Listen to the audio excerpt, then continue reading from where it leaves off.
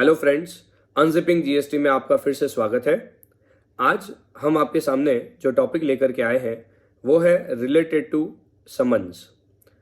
समन मतलब किसी को व्यक्तिगत रूप से बुलाना इन एनी मैटर का, चाहे वो इन्वेस्टिगेशन प्रोसीडिंग्स हो या कोई और प्रोसीडिंग्स हो।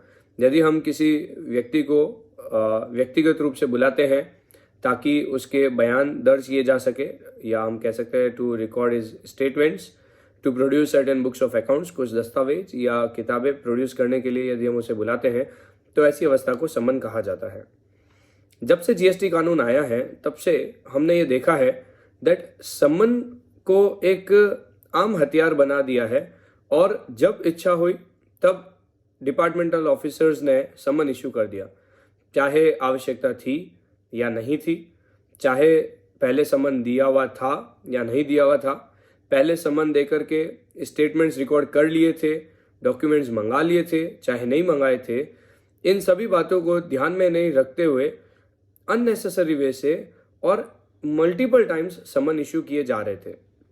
इससे जो कंसर्न पर्सन्स है जिनके अगेंस्ट में समन इशू किया, उन्हें मेंटल हेरेसमेंट भी हो रहा था और साथ ही साथ फिजिकल हेरेसमेंट भी हो रहा था। फिजिकल हेरेसमेंट इस तरह से दैट जिस वक्त पे समन के लिए बुलाया गया, यदि वो पर्सन उस वक्त पे पहुंच जाता था तो कई बार ऑफिसर या तो उसका बयान कुछ घंटों बाद दर्ज करता था, या फिर कोई मीटिंग में जाने की वजह से बयान दर्ज नहीं कर पाता था, या फिर बहुत सारा समय उसे वेट करा के और उसके बाद उसका बयान दर्ज करते थे।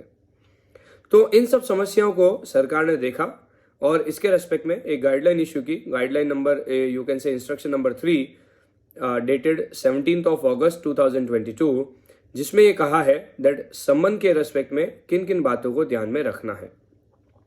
सबसे पहली चीज, समन जो इश्यू होगा वो सुपरिंटेंडेंट इश्यू करता है, लेकिन उसके लिए prior permission from assistant commissioner या डिप्टी कमिश्नर मस्ट रहेगी।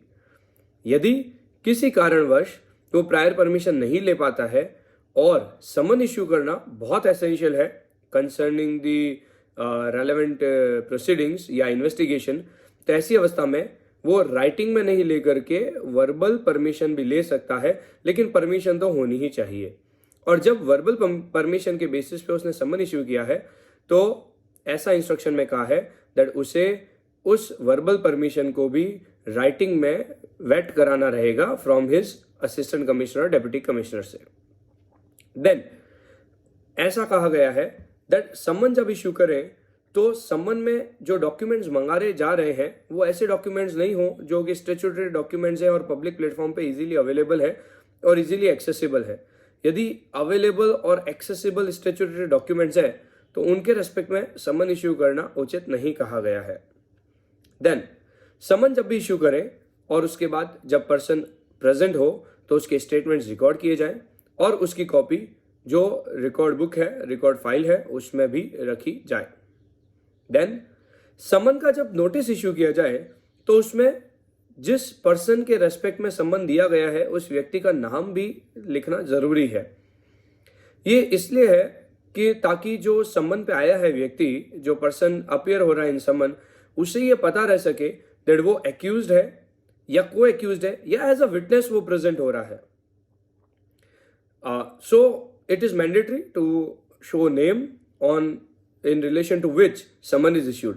बट हाँ, यदि किसी कारणवश व्यक्ति का नाम लिखने से इन्वेस्टिगेशन या प्रोसीडिंग्स पे नेगेटिव इम्पैक्ट आ सकता है तो ऐसी अवस्था में जो है इस इंस्ट्रक्शन में कहा है they can ignore the revealment of name of that concern person. Then summon जो है आप casually senior management, CEO, CFO, director, इन पोस्ट को नहीं दे सकते। यदि जब तक कि आपके पास ऐसा पुख्ता सबूत ना हो, यानी डिपार्टमेंट के पास ऐसा पुख्ता सबूत ना हो कि इन ऑफिसर्स का इन्वॉल्वमेंट डायरेक्टली था डिसीजन मेकिंग प्रोसेसेस में और इनका प्रेजेंट होना बहुत आवश्यक है इन्वेस्टिगेशन या प्रोसीडिंग्स को कंप्लीट करने के लिए, तभी आप उन्हें समन देंगे। अदरवाइज रूटीन बेसिस पे you can not summon those persons. Then summon के लिए जो भी डॉक्यूमेंट इशू किया जाएगा उसके ऊपर डिन नंबर शो करना मैंडेटरी है, जो कि 2019 में 122 सर्कुलर के थ्रू आया था। That all the documents which are issued by department, whether in the form of notices or otherwise, it is mandatory to issue DIN number. Then जो ऑफिसर प्रेजेंट होगा समन के समय, तो जिस डेट एंड टाइम पे उसने व्यक्ति को कॉल किया है, उस डेट एंड टाइम पे उस ऑफिसर को प्रेजेंट होना अनिवार्य है. It is mandatory for the officer to respect the time of the person who is summoned, ताकि जो व्यक्ति समन पे आया है उसका समय वेस्ट नहीं हो और उसे बहुत देर इंतजार नहीं करना पड़े, उसे मेंटल हैरेसमेंट नहीं हो. यदि किसी कारणवश ऑफिसर उस दिए गए डेट और टाइम पे नहीं अवेलेबल है, तो उस अवस्था में वो ऑफिसर वर्बली या राइटिंग में उस कंसर्न पर्सन को इन्फॉर्म कर सकता है दैट आपको जिस समय पे समन पे कॉल किया गया था उस वक्त मैं अवेलेबल नहीं हूं. तो this manner should be followed.